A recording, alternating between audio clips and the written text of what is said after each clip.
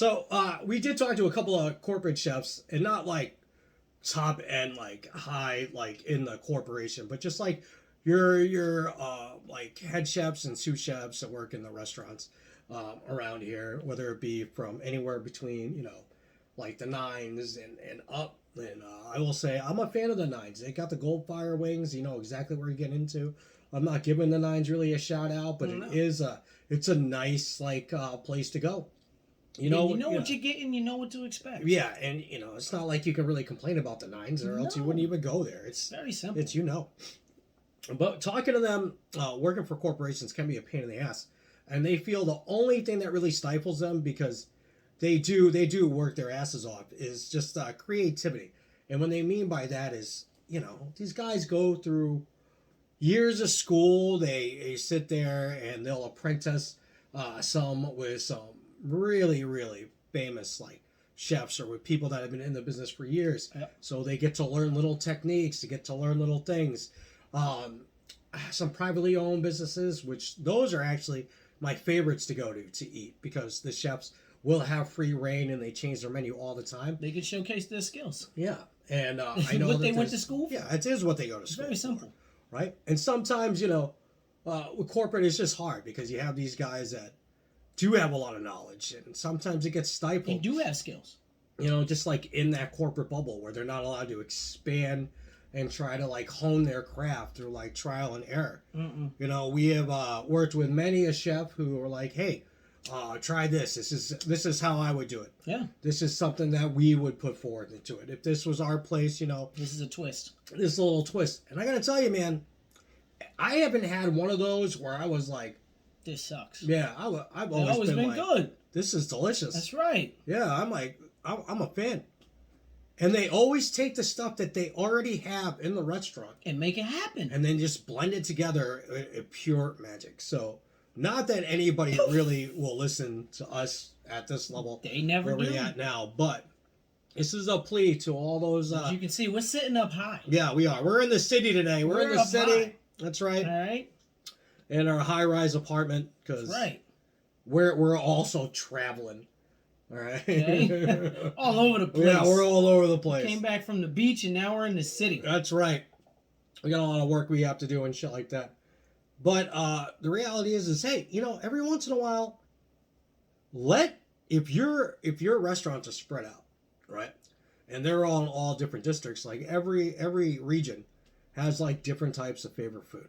Did you know that like New England, like the whitefish is haddock here, but if you go anywhere else, it's something called a walleye. I did not know that. It's something else. I did not know that, right? And we don't carry that. Yeah, it's good. I mean, it's good to learn some stuff like that. Absolutely. And try like some different types of food and crap like that. But every once in a while, hey, New England's known for a lot of their seafood, shellfish, and stuff like that. Maybe put something simple. If you have it in the restaurant, let the chef do like a special for the day or something. It's just a little bit of leeway. You'd be surprised how much more you get in. Rey Mysterio and CM Punk side by side. That's right. What we do. That's right. Shit. That's right. Listen, it's hard to get us both in the same room, but we are. We're there. Alyssa, thanks for popping in the chat. All right. Whether you guys want to come in and troll us, whether you guys want to come in and listen, we appreciate everybody that steps in our chat. And we do appreciate everybody who follows us too. So, Alyssa, thanks for hopping in. I am a fan of the CM Punk. But if you look closely, and if you are a fan of wrestling, I know that you know whose mask this is. It's just easier to say CM Punk. This is a much sexier. Thanks, Alyssa. Big smiles. A big fan. Big one. That's it. Big fan. All right.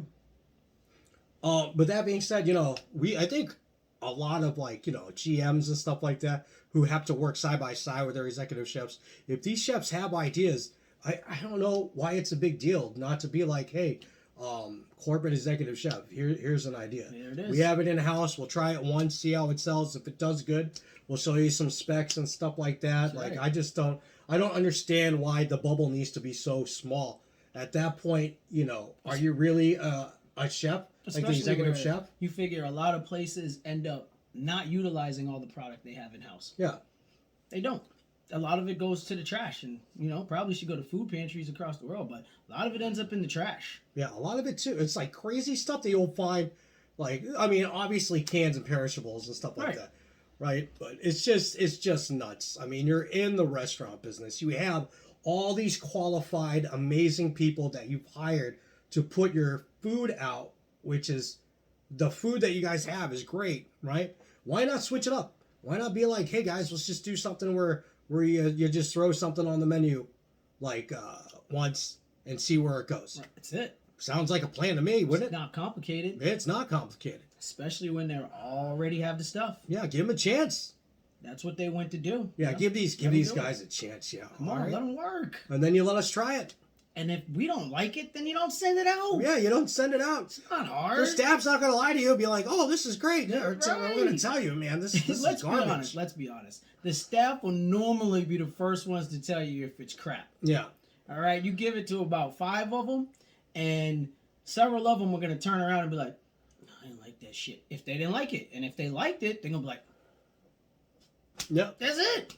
No one's going to say anything. They're just going to eat. Like, oh, yeah, no. Yeah. And then you'll see them go back for seconds. And if your staff likes it, then guess what? Your guests are going to like it too. It's just the way it works. It is just the way it works. It's not hard. That's just my feeling on it. That's just something I've heard like a lot of these chefs say. And we all know it's corporate. We've all worked for a corporate company. Heard it.